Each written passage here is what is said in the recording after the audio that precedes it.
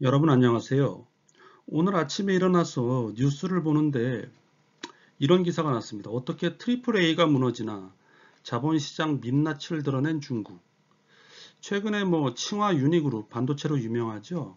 그 트리플 A인 이 회사채가 그 디폴트를 냈다는 기사는 본 적이 있는데 또 화천그룹이라고 여기도 트리플 A래요. 트리플 A가 하루아침에 파산해가지고 중국 시장에 큰 충격을 안겼다. 그리고 융청 석탄전력도 트리플 A인 상태에서 회사채를 막지 못해 부도가 났다. 이런 기사가 났습니다. 최근 중국 기업 디폴트 사례들을 보시면은 방금 말씀드렸던 그 화천, 그다음에 육메이 석탄그룹, 여기도 트리플 A죠.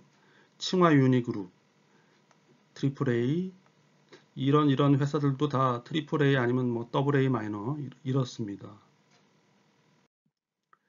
자, 글로벌 신용 등급 평가회사죠. 스탠다드 앤 푸어스, 줄여서 S&P라고 하는데 여기서 발표하는 등급별 잔존 만기별 부도율을 제가 한번 보여드릴게요. 예를 들어서 이제 트리플 A다.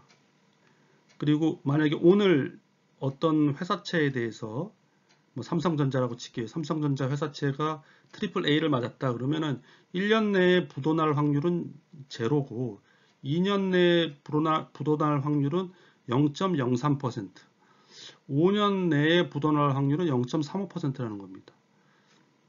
예를 들어 또 하나 보시면은 어떤 아시아나항공이라고 할까요? 그 트리플 B 마이너까지는 우리가 이제 인베스먼트 그레이드라 그래가지고 이제 투자 가능한 등급이고 그 트리플 B 마이너 이하인 트리플 더블 B 플러스 밑에는 이건 투기 등급 스페큘레이티브 그레이드 정크 본드라고 하죠. 쓰레기 채권.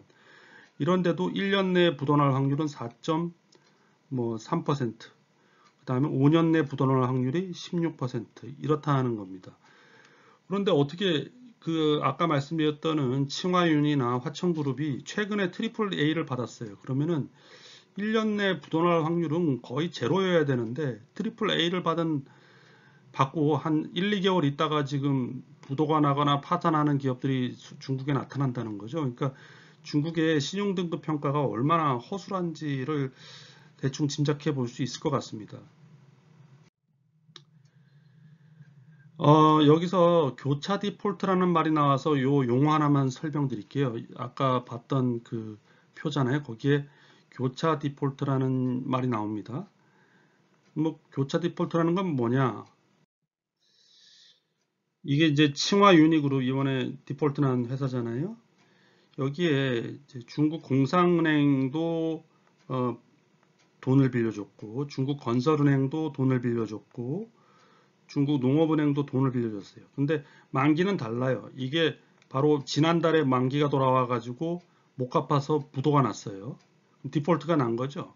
근데 이거는 만기가 내년 1월 달이고 이건 만기가 내년 3월 달이라고 해볼게요. 그러면은 이건 아직 만기가 남아 있으니까 디폴트 난 게 아니죠. 하지만 이 채권자들은 바보가 아닌 이상 항상 이 은행들이 차입 계약서를 맺을 때 크로스 디폴트라는 그 교차 디폴트 조항을 넣습니다.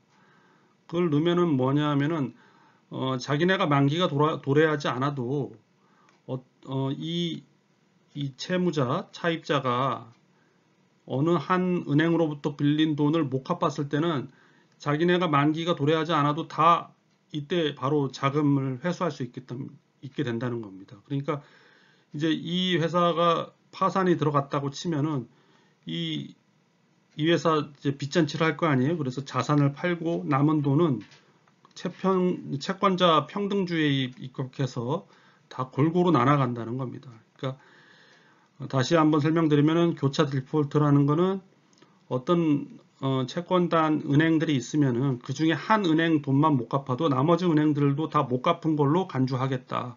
비록 만기는 남아 있어도 이거를 이제 교차 디폴트라고 합니다.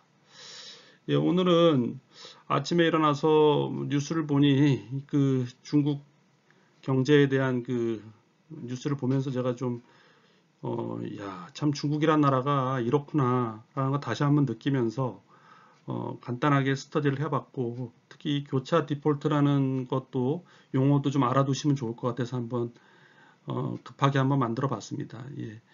유익하게 보셨다면 구독, 좋아요 꼭 좀 부탁드립니다. 감사합니다.